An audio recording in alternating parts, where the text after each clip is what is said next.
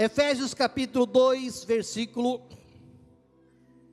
19. Não sei se é o irmão ou é uma irmã que mexe com a mídia. Puder nos ajudar, inclusive não só agora, mas nos versículos que estaremos trabalhando.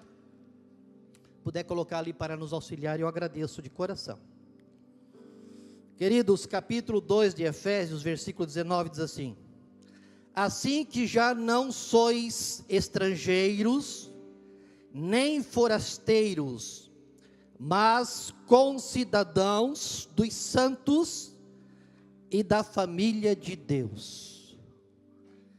Capítulo 3, versículo 14 e versículo 15. Por causa disto, me ponho de joelhos perante o Pai de nosso Senhor Jesus Cristo, do qual toda a família, nos céus e na terra, toma o nome. Obrigado, queridos. Tome assento. Pastor Hebron passou para nós que o culto seria culto da família, né, Pastor Hebron? Eu fui conversar com o meu Senhor, pedindo a Ele uma palavra. Pensei em trazer muitos assuntos na área escatológica, várias áreas. Mas essa madrugada nós acordamos um pouco mais cedo e me veio forte no coração um sentimento de trazer aos irmãos aqui este assunto, justamente que fala sobre a família. Nós temos aqui, meus irmãos, dois textos bíblicos em uma mesma carta, capítulo 2 e o capítulo 3. No capítulo 19, eu vou ler mais uma vez: assim que não sois estrangeiros nem forasteiros, mas concidadãos dos santos e da família de Deus. Encontramos aqui a expressão família. No capítulo 3, pastor Hebron, nós encontramos Paulo escrevendo, dizendo que ele se colocava de joelhos diante do Pai de nosso Senhor e Salvador Jesus Cristo, do qual toda a família nos céus toma o nome. Nesses dois textos nós temos duas famílias aqui. A primeira família, que está aqui no capítulo 2, ou a expressão, o vocábulo, o termo família, que está no capítulo 2. Esse termo família do capítulo 2, lá nos escritos grego koiné, é oikeios. Lá, quando você lê no grego koiné, o grego que foi usado para escrever o Novo Testamento, você vai ler essa família, esse termo, esse vocábulo como oikeios. A segunda família, pastor Hebron, lá no grego koiné nós vamos ler como patriá.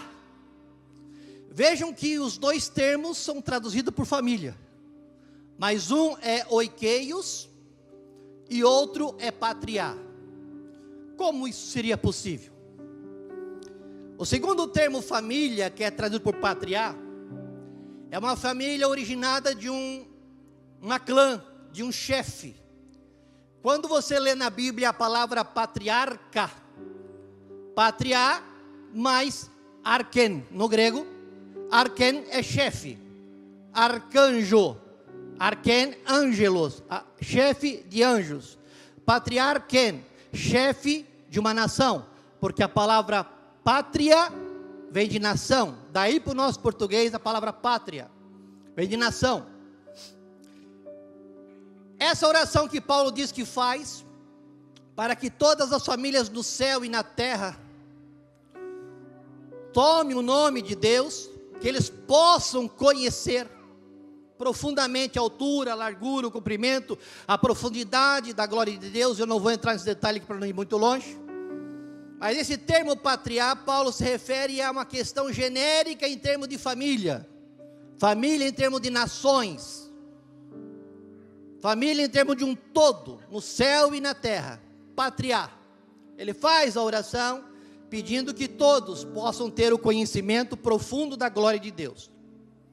Então, segundo o termo família aqui, que vem do termo patriá, fala de nação, fala de país, fala de pátria. E aí engloba todo o globo terrestre em termos de família. A segunda família aqui, que é Oikeios, é uma família especial. Não é uma família que é originada do sentido patriarcal, de uma clã, de um chefe. Essa família aqui, lá no original grego, ou nas cópias dos originais gregos, lá esse Oikeios quer dizer alguém que está dentro, fazendo parte de uma família com intimidade, desfrutando da mesma casa as suas benézias, as suas bênçãos. Aquele que está vivendo dentro de um contexto de comunhão. Esse Oikeios, que é trazido por família, quer dizer isso. Então veja que é diferente da família patriar. Esse Oikeios fala justamente de uma família especial. Aí você poderia perguntar, pastor João Luiz, que família especial é essa? Chama-se família de Deus. Os irmãos entenderam? Diga amém.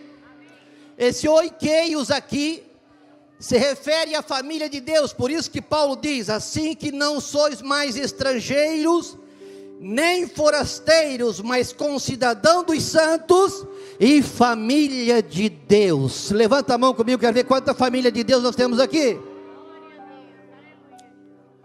Para fazer parte de uma família patriarcal, depende de um chefe, depende de um líder, depende de alguém que vai gerar inúmeras pessoas, e esse alguém vai passar a se chamar de patriarca, porque ele é chefe de uma clã, chefe de uma pátria. Por isso que Abraão, Isaac e Jacó, uma vez mais, é conhecido na Bíblia como patriarca, porque eles geraram a nação de Israel. Eles são pai de uma nação, chefe de uma nação. Agora essa segunda família aqui, Oikeios, se refere à família de Deus. E essa família de Deus, para fazer parte dela, não depende de um patriarca. Essa família que vem através de um sistema patriarcal, é a mesma família que nós ouvimos aí fora dizerem, Deus é um só, a fé é uma só, o céu é um só, há muitos caminhos que levam a Deus. Esse é o conceito da família patriarcal, onde todos se igualam na fé, presta atenção, e na mesma divindade, dizendo, Deus é um só. Agora a família Oikeios, a família de Deus, não. Os membros da família de Deus reconhecem um único Deus. Você não entendeu? Os membros da família de Deus reconhecem um único Deus. Amém? Um único Deus. E esse um único Deus é Ele, que é o chefe, é Ele que é o dono desta família. Agora, para você fazer parte dessa família Oikeios, como eu estava dizendo, não depende de vir do sistema patriarcal, para formar uma pátria, uma nação. Não, pastor João Luiz, não. Para você fazer parte desta família de Deus, depende de um fator primordial que hoje não se está mais pregando nas igrejas, não se está mais ensinando nas igrejas. O que é preciso, pastor, para a pessoa poder fazer parte desta família de Deus? É ela aceitar o plano da salvação que Deus elaborou através de Jesus Cristo para a vida dela. Se ela não aceitar o plano que Deus elaborou lá na eternidade, o plano da salvação que Deus elaborou lá na sua onisciência, para ela, aceitando, concordando, querendo fazer parte desse plano da salvação em Jesus Cristo, de forma alguma, ela poderá fazer parte dessa família de Deus. Pegue a sua Bíblia, por favor, por gentileza. Se você trouxe a sua Bíblia, pegue a sua Bíblia, por gentileza. Abre em João, o Evangelho de João, capítulo 1. O nosso irmão da mídia me ajuda, por favor. Evangelho de João, capítulo 1, versículo 11 e versículo 12.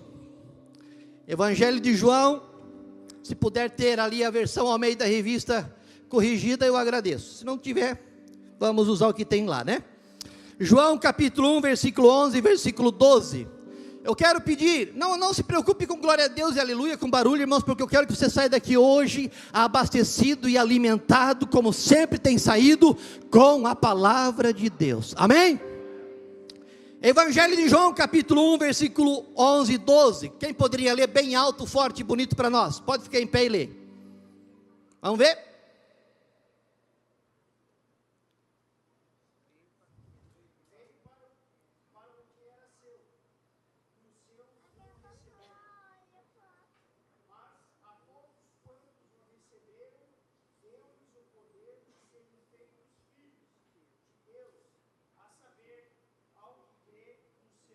Obrigado, querido. Veio para o que era seu, os judeus, e os seus não receberam, mas a todos quanto receberam, escute agora, deu-lhes o poder, deu-lhes o poder, escute, você tem um poder com você e você não sabe, deu-lhes o poder, enquanto você não der glória a Deus, eu vou continuar falando aqui, deu-lhes o poder. Você é adotado de um poder que Deus te deu. Pastor, que poder é esse? O poder de ser chamado, o poder de ser reconhecido. Que poder é esse, pastor? O poder de ser chamado e reconhecido filho de Deus. Levanta a mão comigo assim. Essa filiação de Deus não é para estar ligado, atrelado à família patriarcal, à família patriar. Este poder de Deus de filiação está atrelado para que você esteja ligado à família Oikeios, a família de Deus. Quem ainda não tem, quem ainda não aceitou o plano da salvação de Deus na sua vida, através de Jesus Cristo, ele continua sendo filho de Deus, mas filho de Deus da família patriarcal, a família nação, mas não é filho de Deus da família de Deus.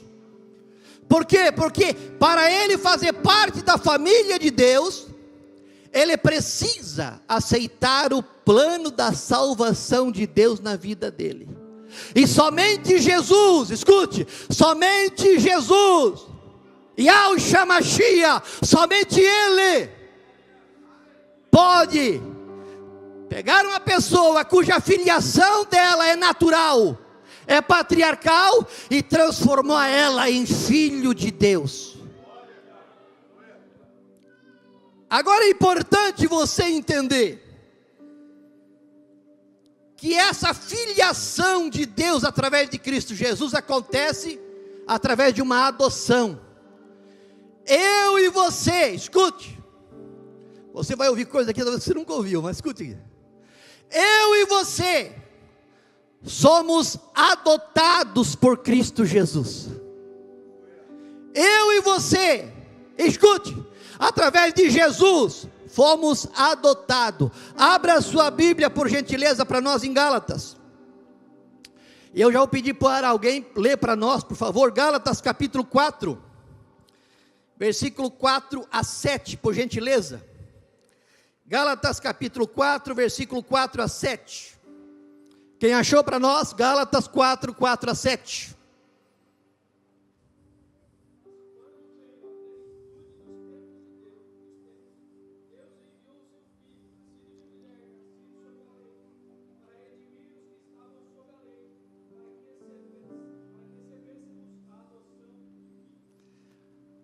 Vindo a plenitude dos tempos, os tempos completos, os tempos de Deus, Deus enviou o seu Filho, nascido de mulher, nascido sobre a lei.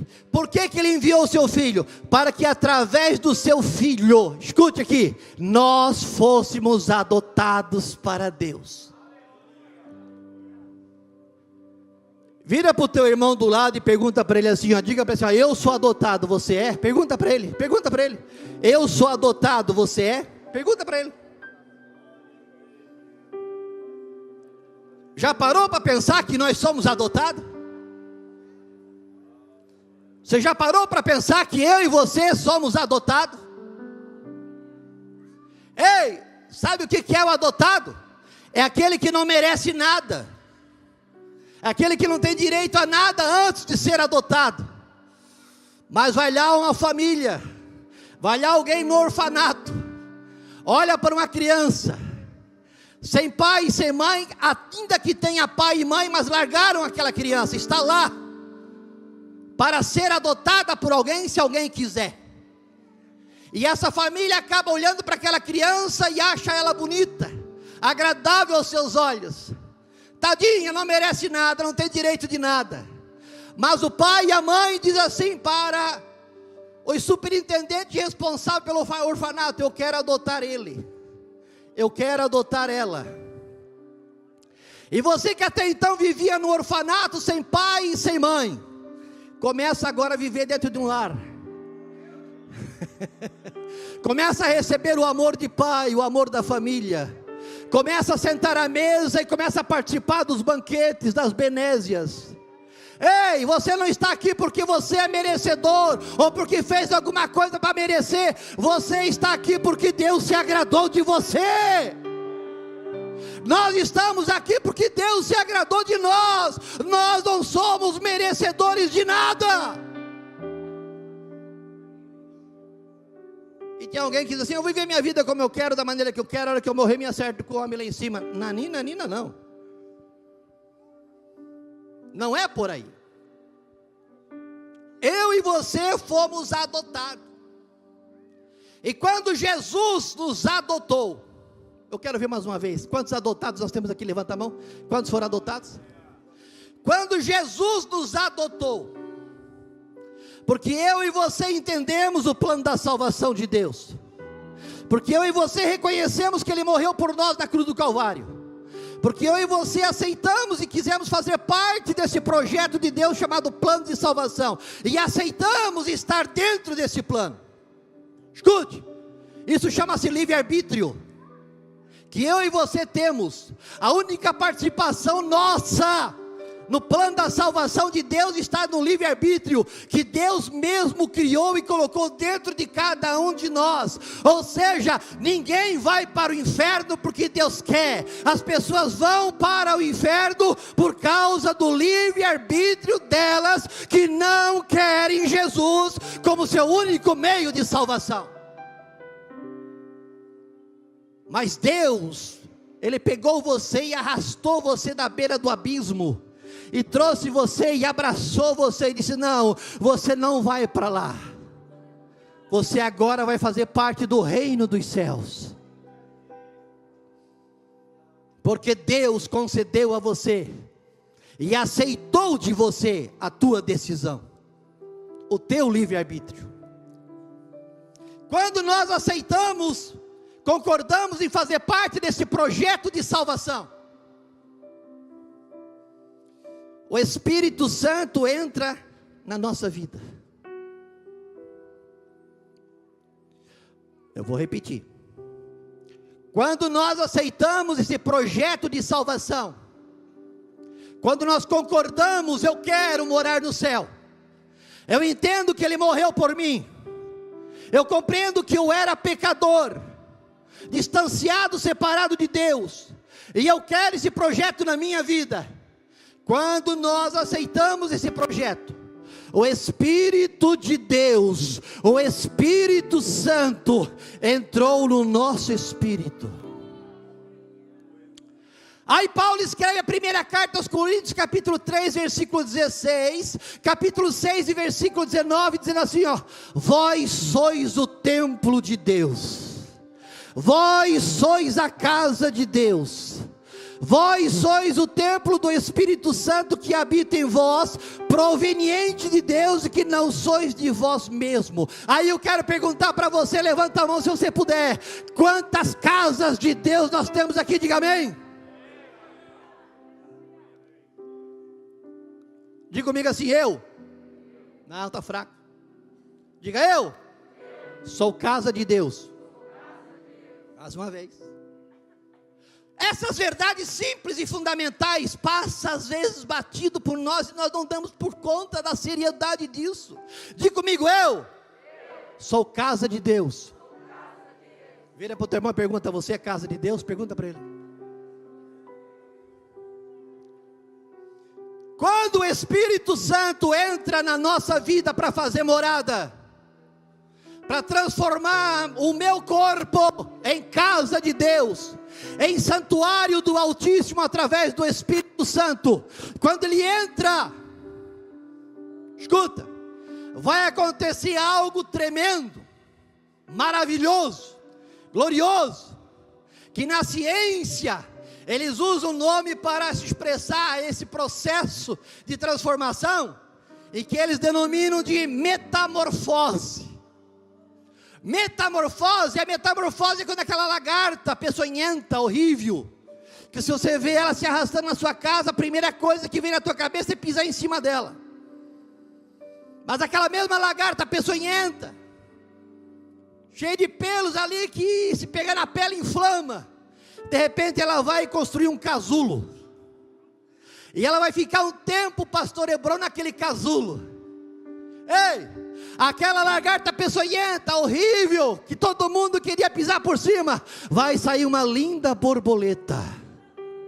Ora de asas azuis, vermelhas, brancas, mescladas, aquela linda, enorme borboleta.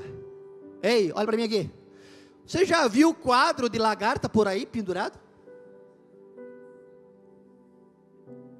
Ei, olha para mim.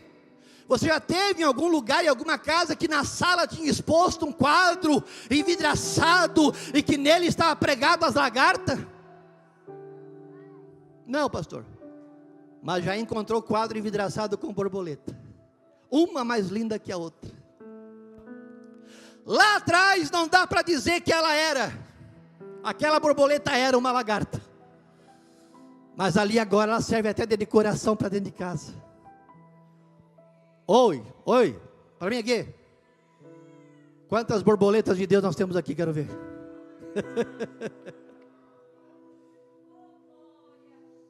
Metamorfose é a palavra usada para esse processo de transformação da lagarta em borboleta. Dentro do parâmetro espiritual. Ei, eu era pecador, fumante, escravo do diabo, professor de Karatê 2 estilo Chororri do Brasil, fui até a revelação.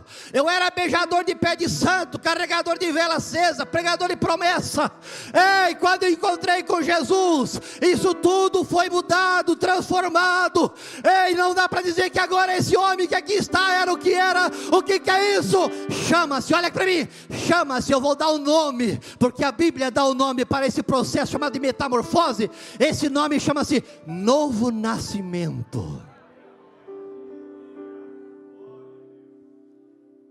Quem já nasceu de novo? Quero ver aqui. Teve gente que não levantou a mão, acho que não nasceu de novo ainda não. Quem nasceu de novo? Quero ver. João capítulo 3, Evangelho de João capítulo 3, e versículo 3.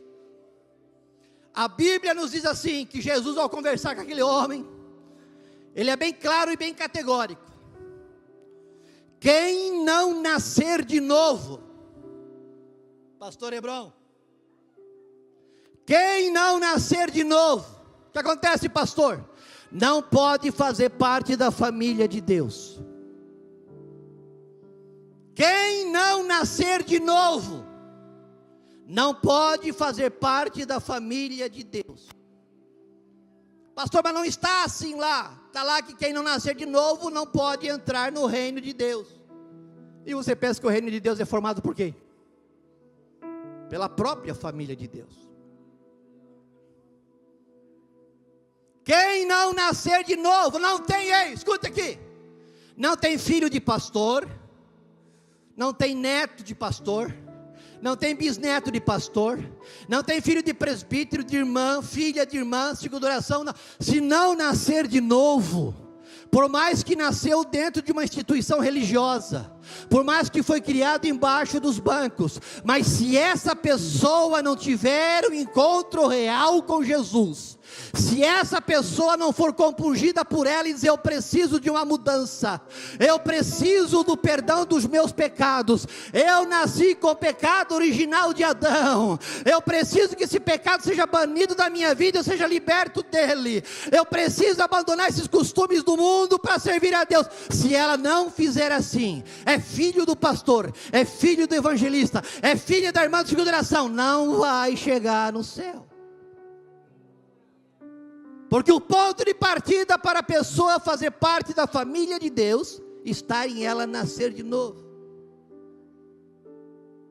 João capítulo 3, versículo 5: aquele que não nascer, escute aqui, aquele que não nascer da água e do Espírito. Aí eu dou aula, pastor Hebron, eu dou aula nessa questão, nesse quesito. E eu pergunto para os alunos: o que você acha, o que é para você nascer da água e do Espírito? A primeira coisa que eles dizem para mim, sabe o que é, pastor? Nascer da água é ser batizado em águas. Não, batismo em águas não salva ninguém. Batismo em águas é uma ordenança bíblica. Escute aqui, batismo em águas é uma ordenança bíblica. E não existe na água poder místico, sobrenatural, divino. O batismo em águas é um símbolo de arrependimento. Batismo em águas quer dizer que você está arrependido dos teus pecados, está dando testemunho público, e por isso você vai batizar em águas. Mas não há poder. Eu vou batizar em águas para ser liberto do cigarro, da cachaça, da pornografia. Não. Batismo em água não liberta ninguém. Batismo em águas é para o liberto. Batismo em águas não salva ninguém. Batismo em águas é para o salvo. Silêncio, né? Hoje existem muitas igrejas por aí que estão jogando gente no tanque batismal, meus irmãos, para fazer número. Pessoa fumando, ingerindo bebida alcoólica, escravizado pelo pecado, mas estão jogando no tanque batismal, com uma vida conjugal irregular, mas querem fazer número, querem aparecer, que tantos fulanos desceram as águas. Ei! Sobretudo o batismo em água significa sepultamento. Romanos capítulo 6, assim como Cristo foi morto e ressuscitou, nós fomos sepultados pelo batismo da sua morte. Ou seja, quando você vai descer as águas do tanque batismal, você está dizendo que o teu velho homem morreu. O velho homem para o pecado morreu. O desejo da cachaça, do cigarro, das coisas mundanas acabou na tua vida. Você vai sepultar aquela velha criatura agora de forma simbólica. E como Cristo ressuscitou dentre os mortos em novidade de vida, simbolicamente, ao você sair da água, você está dizendo como testemunho: eu estou comprovando que estou vivenciando uma nova vida em Cristo Jesus. Não se batiza ninguém que ainda esteja vivo para o mundo. A lei do Código Penal Civil diz que se você matar alguém asfixiado, limitar ele do oxigênio, da cadeia, é crime. Tem gente jogando pessoas nas águas sem ter morrido para o mundo. Gente descendo os tanques batismais sem ter nascido de novo. Isso é crime diante de Deus. Isso é crime diante de Deus. Eu quero fazer número, eu quero apresentar o meu relatório. Eu quero ver o dia que tu apresenta o teu relatório para Deus. O dia que Deus pediu o relatório de gente salva, liberta, transformada. Aqui na terra tudo passa, irmãos. Aqui na terra tudo beleza, mas vai chegar o acerto de conta. Nascer da água, o que é, pastor? É essa água aqui, ó. Essa água aqui. Paulo diz aos Efésios que nós somos lavados. Nós somos limpos, purificados através da lavagem pela palavra. É esta água. Eu me lembro quando ainda era carismático, líder da renovação carismática católica. Ministro de Eucaristia, eu estou falando de mim aqui, de mim. Eu vinha da missa, era quase 10 horas da noite. Encontrei no chão um folhetinho que o vento batia e levava ele, era verde. Eu parei, pisei em cima do folhetinho, juntei, virei o folhetinho e li uma frase que dizia assim, em epígrafe em cima: quem não nascer de novo não pode entrar no céu. Como eu estava caminhando, não tinha tempo para ler, eu dei uma limpada mais ou menos no folhetinho que estava empoeirado, dobrei e botei no bolso. Cheguei em casa, coloquei no criado mudo. Sabe o que é criado mudo, né? Hoje não se fala mais isso, né? É coisa antiga, né? Mas eu sou do tempo antigo, criado mudo. Colocou lá. Toda noite, pastor Hebron, quando eu ia deitar e fazia a minha reza, pegava o rosário, eu lembrava do folhetinho, abria a gaveta, pegava aquele folhetinho, lia 3, 4 vezes aquele folhetinho, e eu ficava pensando, o que é nascer de novo? O que é isso aqui, será? Peguei a Bíblia, fui lá, procurando a Bíblia, achei o texto na Bíblia, e lia, e eu pensava, o que é nascer de novo? Eu não conseguia entender. Hoje eu entendo que o nascer de novo, o primeiro ponto de partida para o novo nascimento, é você crer na palavra de Deus, é você crer que Jesus veio em carne a este mundo, que Deus veio em carne a este mundo, a encarnação de Cristo é real, é verdadeira, que Ele nasceu sem pecado, viveu sem pecado, morreu sem pecado, ressuscitou sem pecado, foi para o céu sem pecado, e voltará sem pecado.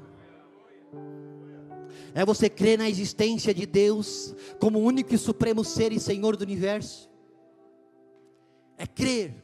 Sem fé é impossível agradar a Deus. O primeiro passo para a salvação, o primeiro passo para o novo nascimento, é você crer. Paulo disse, escute, para eles foi pregado o Evangelho, assim como foi para nós também, só que neles não sortiu efeito nenhum, porque não estava misturado com a fé. Sem fé, Deus não pode operar na vida de ninguém. Você precisa crer. Se em teu coração tu creres, e com a tua boca confessares ao Senhor Jesus, serás salvo. O segundo passo, pastor, qual é que é? O segundo passo é arrependimento. E arrependimento no grego é metanoio. A palavra metanoio é mudança de pensamento. Arrependimento não é remorso. Tem muita gente que vem na igreja, chega ao coro aqui porque tem remorso, chora, lamúria, volta com a mesma vida que entrou aqui. Não há uma transformação, porque houve um remorso. O remorso, quando passa aquele sentimento de culpabilidade, dando oportunidade, ele volta a fazer as mesmas coisas que ele fazia, e até pior. Mas o arrependimento não. O arrependimento, mudança de pensamento, a pessoa abandona, fica para trás. Imagina você fazer um negócio, um acordo com alguém, e esse acordo não sair da forma que você quer, e de repente você vai dizer, eu me arrependi de fazer negócio com fulano. Eu pergunto, você vai voltar a fazer negócio com ele? Nunca mais eu quero saber. Ei, o teu negócio com o mundo foi, o teu acordo com o mundo já era. O mundo só te trouxe decepção, amargura, angústia, sofrimento, choro.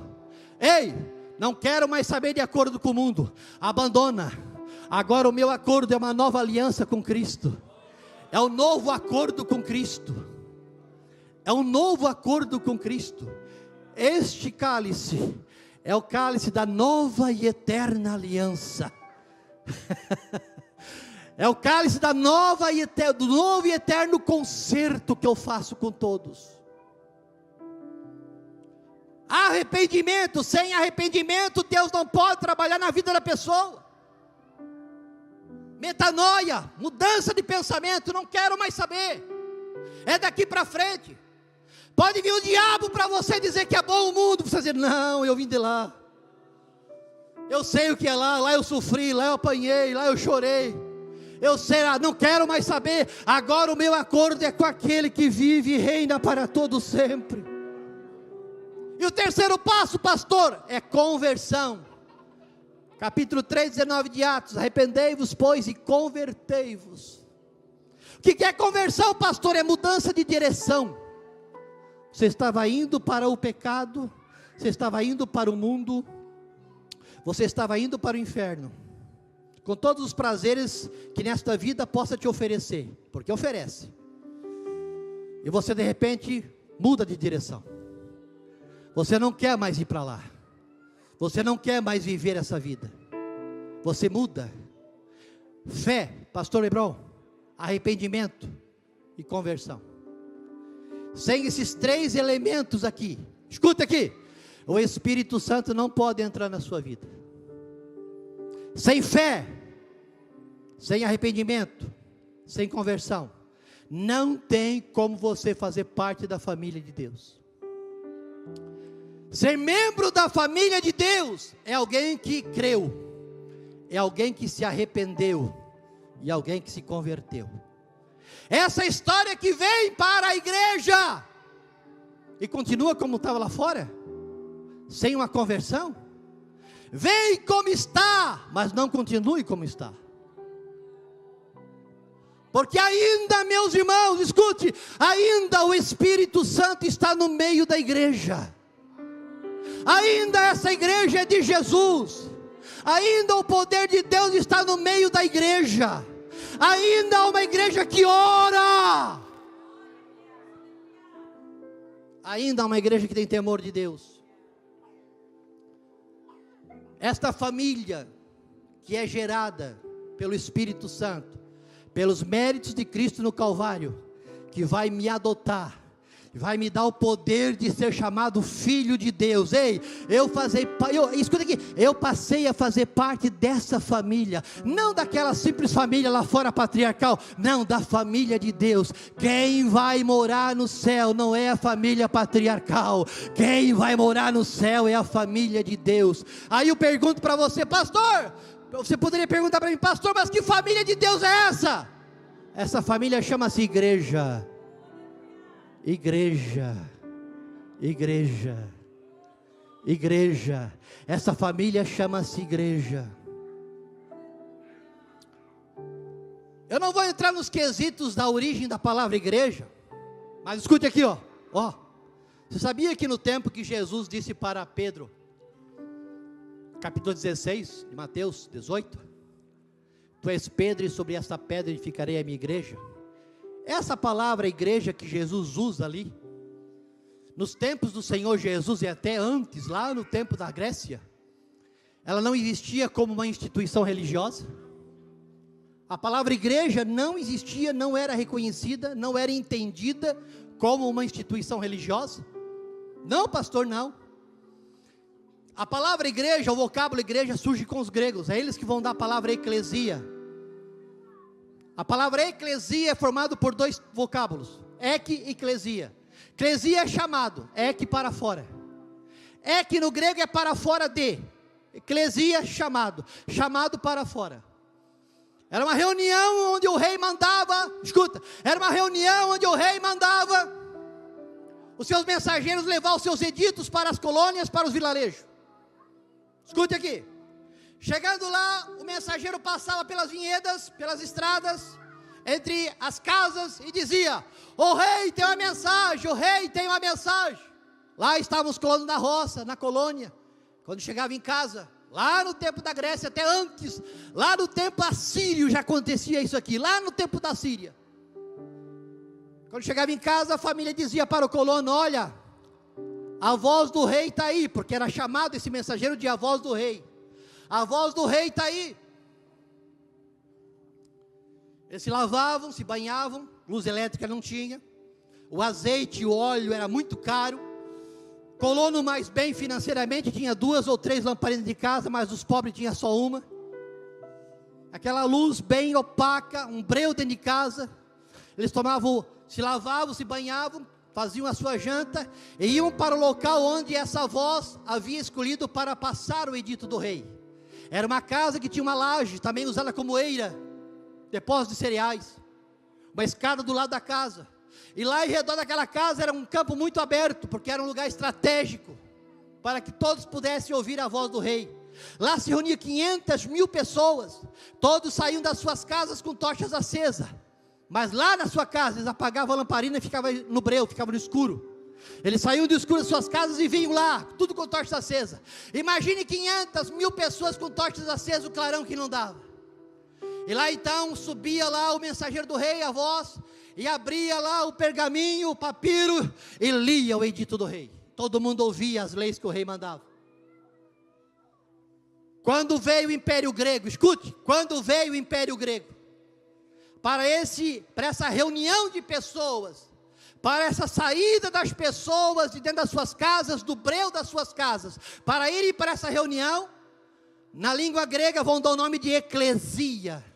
A palavra eclesia é a tradução do grego para o português, quer dizer igreja. Estão entendendo? Diga amém. Daí vem a palavra igreja. E da Grécia para frente veio usando igreja, mas igreja não era uma instituição religiosa, não era usado para uma instituição religiosa, não pastor, não, era para uma reunião política, quando o rei chamava, era uma reunião social, jurídica, era chamado de igreja, não uma instituição religiosa. A definição da palavra, chamados para fora da escuridão, para vir à luz, para ouvir o dito do rei. Pastor, e essa voz, esse mensageiro? João Batista aparece. Ei, João Batista aparece, pregando o evangelho do reino. Escuta, chegaram para ele e perguntaram: ô João, tu és o profeta? Não sou. Tu és o Messias? Não sou. João, quem tu és? Ele vai dizer: eu sou a voz. Eu sou a voz do rei. Eu sou a voz que clama no deserto: preparai o caminho do Senhor. Ei, o reino dos céus está próximo, arrependei-vos. João Batista é essa voz. Jesus aparece nesse cenário agora. Ele olha para Pedro e diz: Pedro, tu és Pedro, e sobre esta pedra edificarei a minha igreja. Quando Jesus vai fazer uso desse termo que já existia para um contexto político, entendendo que os judeus estavam aguardando o grande libertador de Israel, o grande líder político, Pedro encheu o pulmão de ar e disse: esse é o homem que nós estamos esperando. Esse sim vai ser o que vai libertar Israel da opressão, dos impostos pesados de Roma, do cajado e da lança de Roma. Esse é o homem.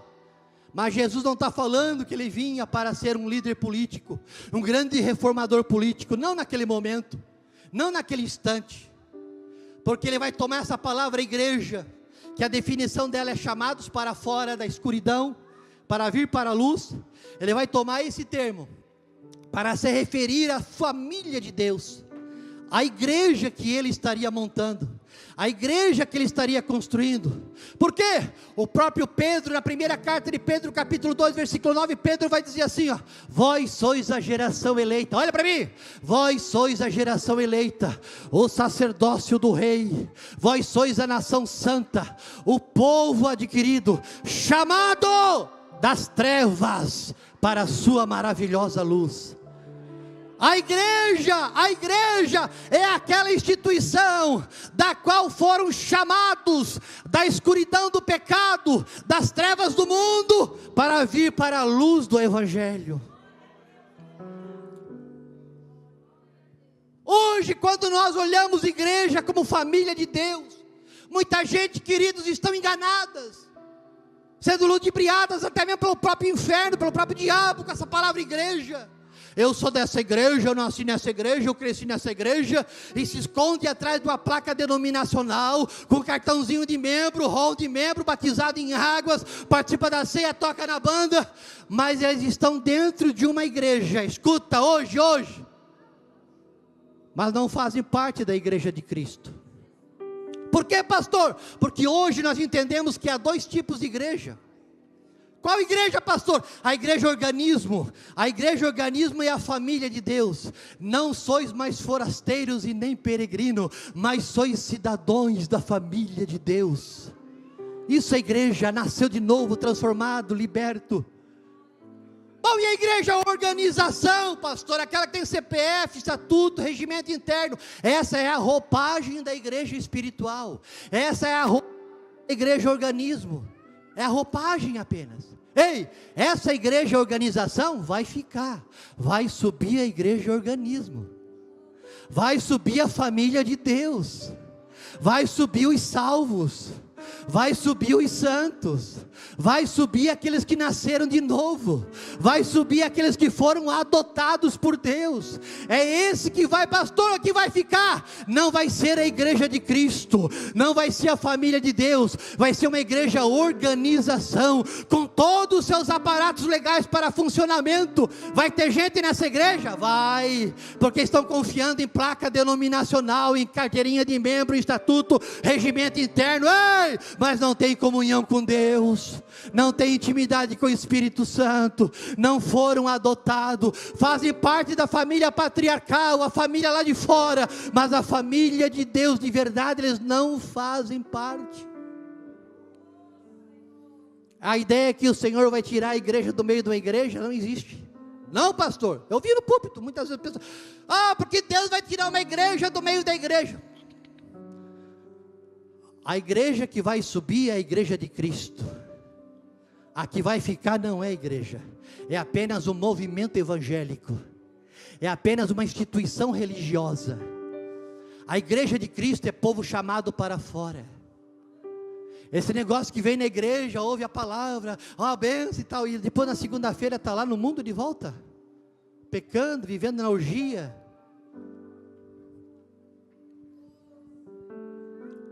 Nesses últimos tempos, meus irmãos, o Espírito Santo de Deus está trabalhando de uma forma muito tremenda, muito forte, para sacudir com muita gente dentro dos templos, para a realidade da volta de Jesus. É muito lindo falar que Jesus está vindo, está voltando. Eu poderia trazer aqui os cumprimentos proféticos do mundo, o que está acontecendo, a nova ordem mundial, ou o projeto Blue Beam. Poderia falar um monte aqui para os irmãos, de tudo que está acontecendo, e sinais da volta de Jesus, poderia, mas o importante para nós, o importante é amar. Olha que o que é mais importante, de mais peso para a minha vida, é eu saber que a hora que a trombeta soar, eu estou preparado. Eu estou preparado. A hora que os meus olhos fecharem nessa vida e abrir na eternidade, eu vou me deparar no paraíso. Eu vou estar no paraíso. Pampa, olha aqui, irmãos, Pampa. Ai, aquele negócio muito bonito. Tudo é bonito, é belo e maravilhoso, mas tudo é casca se não tiver o Espírito Santo. Tudo isso é casca, tudo isso é fachada, tudo isso é rótulo. Se não tiver o Espírito Santo, não tem valor nenhum. O importante, meu irmão, minha irmã, é a tua intimidade com o dono dessa família. O importante para você é que lá no céu, escute, no paraíso onde Paulo teve no paraíso e voltou dizendo que esteve no paraíso. Escute, é que ali no paraíso, ei, o teu nome esteja registrado no livro da vida do Cordeiro. Pampa, aparência, boniteza, tudo isso é bonito, irmão, é maravilhoso, é glorioso. Estamos vivendo no tempo da igreja moderna, não é assim? Estamos vivendo. Mas o povo hoje não quer mais orar. O povo hoje não quer mais jejuar. O povo hoje estão só na inteligência artificial, não querem mais Bíblia, não carregam mais Bíblia, não trazem, eu tenho um celular, mas celular não é igual a Bíblia. Tem lá a palavra, tem, mas não é igual. Tem gente que não sabe separar os livros da Bíblia, se manda abrir em Abacuque, levar meio ano para abrir em Abacuque. Vamos abrir em Sofonias, leva meio ano para abrir em Sofonias, porque ele não sabe onde está Sofonias na Bíblia, porque ele não lê Bíblia, ele não tem o detalhe da Bíblia, ele não tem a Bíblia na mão, é só celular, é só inteligência artificial. Irmão, escute, é esta palavra que trouxe você aqui, foi esta palavra que convenceu você, é esta palavra que tem purificado a tua vida, e é esta palavra que vai levar para o céu.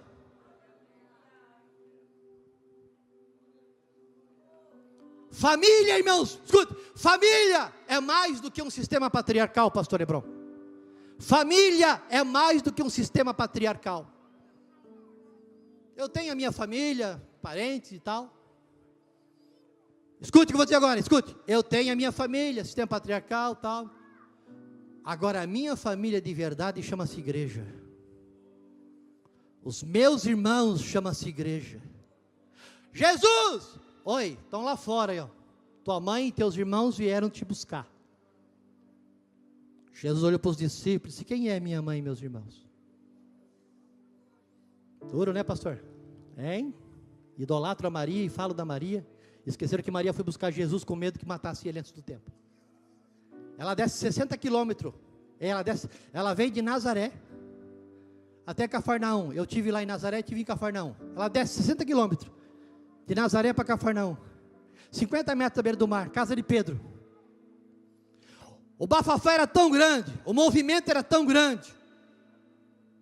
Preste bem, a nação inteira estava sendo chacoalhada com a fama de Jesus.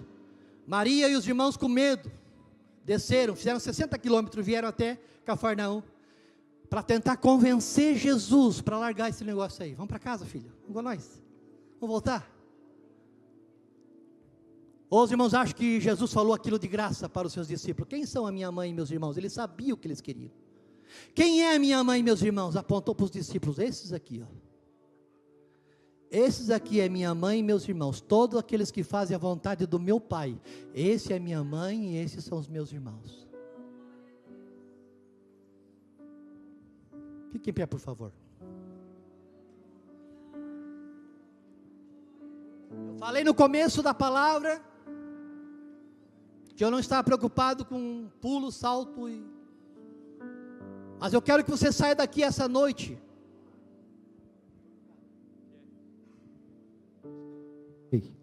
eu quero que você saia daqui esta noite deixando que essa palavra entre no teu coração. Sabe qual é o maior problema da humanidade, queridos, hoje? Que não tem Jesus? É se confiarem na religião. Eu nasci nessa e vou morrer nessa. Eu sou tradicional, eu sou isso, eu sou aquilo. E não tem, escute, não tem a presença de Deus com elas. Alguns, pastor Hebron, vêm ao templo, eu não vou falar igreja, tá? Eu vou dizer templo. Alguns vêm ao templo para bater cartão apenas. Estão acostumados. Virou um ciclo, né? Domingo é igreja, domingo é igreja, domingo é igreja. Amém? Glória a Deus, aleluia. É importante que venha. Mas que adianta você entrar aqui como eu, lá atrás, né? Antes de conhecer Jesus. Fazia o papel do Tiago menor. O padre lavava os meus pés. Na noite eu lavava os pés, ele lavava meus pés. Eu com aquele manto comprido, ministro da Eucaristia. Aquele monte de gente. Que adianta isso, irmão? Esse aparato religioso, essa exteriorização da religião. Mas aqui dentro, eu não tenho mais Jesus, porque eu não sinto mais a presença. Escuta aqui, estou ouvindo aqui, escuta aqui. Quanto tempo faz que tu não consegue chorar na oração? Seja sincero para você, irmão. Quanto tempo faz? Homem! Você quer? O homem não chora. Não chora? Mas o homem não treme. Não. O Monte Sinai, quando Deus desceu, ele chacoalhou.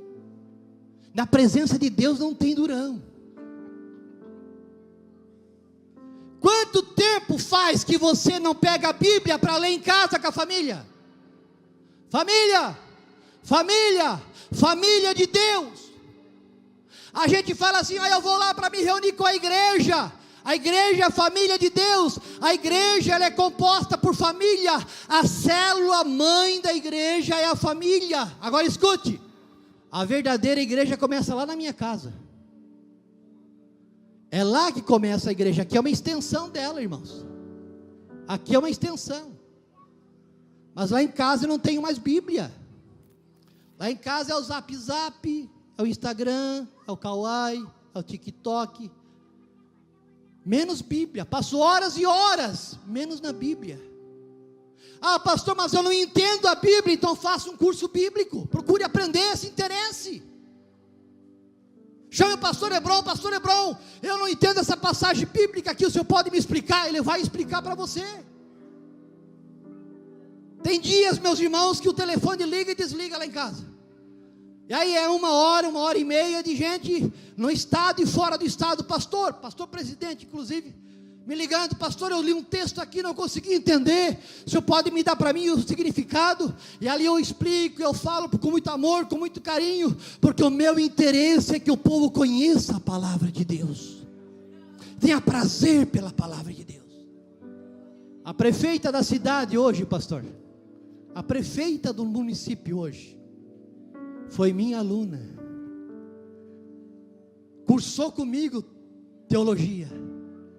Mais de 60 alunos ali, são já pequenininhos, mais de 60 alunos passaram por nós, biólogas, farmacêuticas, advogados, porque foi correndo. Eu quero conhecer a Bíblia, eu quero conhecer a Bíblia. Nós fomos dando, e fomos dando curso. Tinha semana que nós ia de semana a semana, assim, dando aula. As pessoas querem conhecer a palavra de Deus. Ei, eu estou falando de pessoas de fora, querem conhecer a palavra de Deus. E tem gente, pastor, dentro da igreja que não se interessa pela Bíblia, não se interessa pela palavra de Deus. Querem vir no culto, e glória a Deus, aleluia.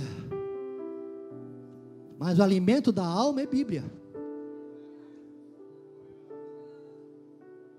Quem não nascer de novo, quem não for adotado, quem não recebeu o poder de filiação de Deus, é apenas filho por natureza, filho patriarcal, não é filho da família de Deus. E eu pergunto para você: qual das duas famílias você faz parte? Qual das duas famílias você faz parte? Da família patriarcal aí de fora? Ou da família de Deus? Posso orar, pastor? Posso orar? O senhor deixa eu orar? Eu não vou chamar você para frente, porque eu não quero constranger ninguém. Eu creio muito no poder de Deus, de forma que eu não consiga ver. Eu não vejo, mas eu sei que Deus está trabalhando. E essa ideia, cada um é cada um, né? Mas chamar para frente e tal, às vezes constrange a pessoa e limita ela realmente de se colocar de verdade na presença de Deus. Então a minha forma de trabalhar é essa: se você sente que Deus tem falado contigo e você quer melhorar, escute, não é comigo o negócio. Eu aqui não sou nada, sou pó e sou cinza, sou um verme. O importante aqui é Ele, o importante aqui é o Espírito Santo, o importante aqui é a palavra de Deus. E se você faça aí, eu sei, pastor, não está tendo barulho na igreja, não está tendo aquele Pentecoste. Quando a minha filha foi para nascer, eu era pai de primeira viagem. Ou você é neto, pastor? A minha neta nasce agora dia 5. Minha filha, que os médicos disseram que não podia ser mãe, Deus abriu a madre, e vai ser mãe agora dia 5. Mas quando meu filho foi nascer, eu corri na maternidade, fiquei sabendo, corri na maternidade, cheguei lá, minha esposa já estava lá dentro da sala lá para ganhar. Naquela época eu não podia entrar, né? Hoje filme, hoje faz um negócio, bate, hoje não, naquela época não podia. Aí eu nervoso lá.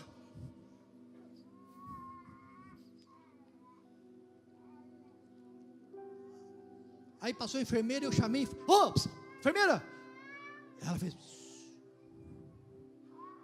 apontou para a porta, pastor, apontou para a porta, centro cirúrgico, e eu li em cima da porta: silêncio, médico operando. O que eu entendo na igreja, irmãos, é que aí onde os irmãos estão, e eu não estou aí com vocês, o Espírito Santo está aí falando com vocês. E Ele está dizendo: camarada, tu tem que melhorar. Não está bom como tu está. Ô minha filha, está feia a coisa para o teu lado. Faz quanto tempo que tu não consegue mais derramar uma lágrima na oração? Pegue o lenço aí, faz favor. Pegue o lenço. Que mais? Pegue o lenço. Pegue o lenço. 2, pegue o lenço. 3. Vamos lá, facinho, quero ver. Está vendo? Preciso dizer mais alguma coisa? Eu sou do tempo que nos bancos ficava poça de lágrima, banhava os bancos com lágrima. Eu sou do tempo que 3 quadras da igreja ouvia o clamor da igreja, chorando e orando. Hoje as irmãs estão assim, para não borrar. Nada contra, irmão. Não sou radical, não sou extremista. Nada contra. A cara é tua, você usa o que tu quer. Eu não posso chorar, porque se eu chorar vai sujar o meu rímel, o meu bleche.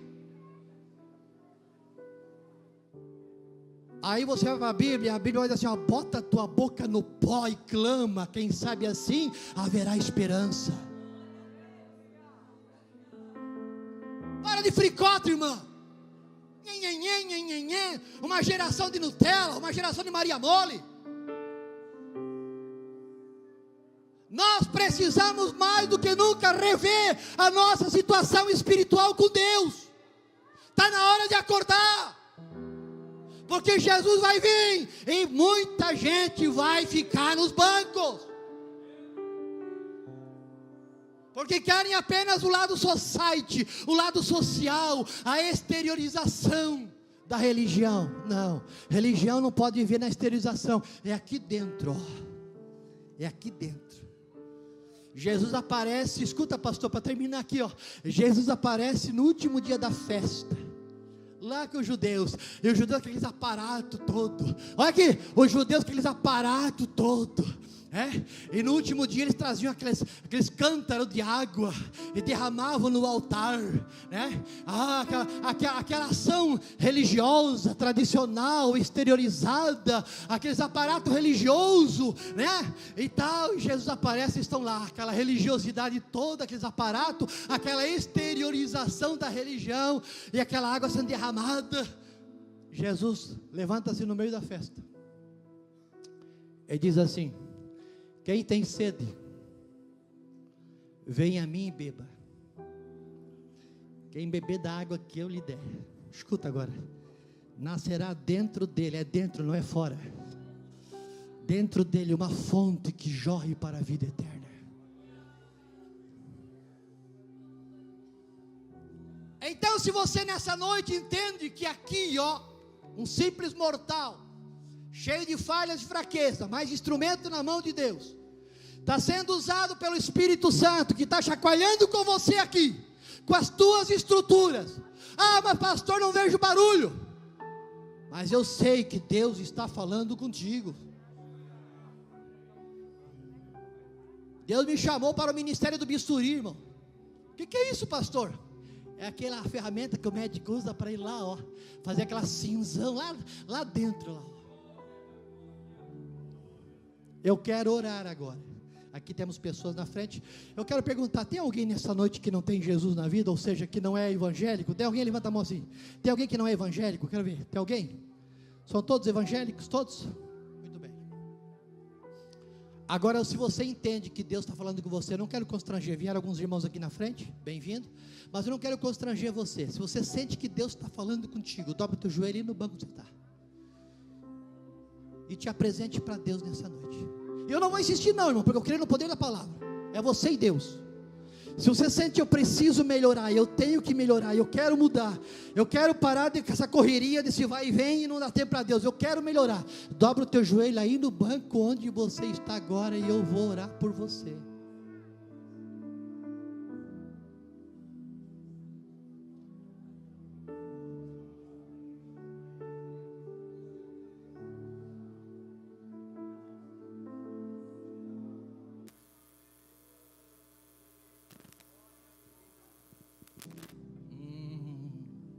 Presta raisto, presta mandelflasto, que faça pra fata rai, e rabadagachou que falfaçou.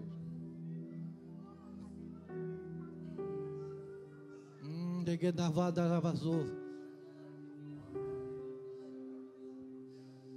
Nimrandou vai soi clastou plefaias. Iracantorou façou mandagarrai.